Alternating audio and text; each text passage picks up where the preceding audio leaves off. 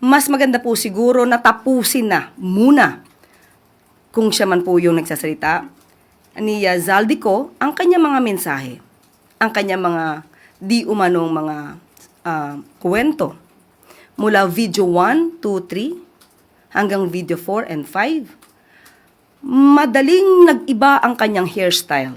Kaya tuwing makikita natin at masasabi natin ang mga inconsistencies, maaaring magbago rin siya ng kwento. So, dapat matapos muna lahat ang kanyang mga sinasalaysay.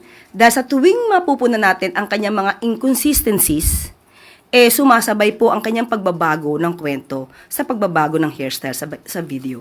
Hindi niya binanggit sa video 1, 2, ang sinasabing transaksyon ng 2022. Maliwanag na ang binanggit niya na nagsimula daw ang kanyang pakikipag-usap di umano kay Secretary Mina Pangandaman 2024. So, nung napuna ang mga inconsistencies, nabago ang kwento. So, mas magandang hayaan natin, tapusin niya na muna. Kasi sabi nga natin, tuwing makikita natin ang mga inconsistencies, hindi lang po tayo, pati yung mga ibang mga lawyers, ibang mga eksperto na bumabasa at nadidinig ang kanyang mga sinasabi at napupuna ang inconsistencies, ginagamot nila sa mga susunod na mga videos.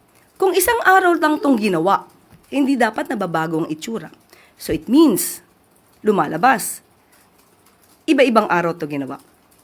At malamang ay bumabase sila sa reaksyon ng tao.